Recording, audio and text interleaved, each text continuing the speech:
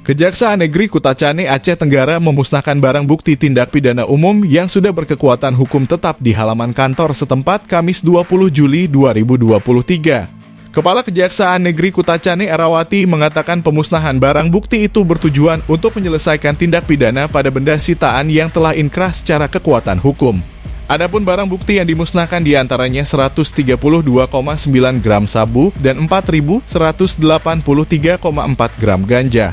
Kemudian barang bukti lainnya yang ikut dimusnahkan yaitu 5 unit handphone, 2 buah pisau belati, 1 buah kunci T, 2 alat sabu atau bong, 2 mancis, dan beberapa barang bukti lainnya.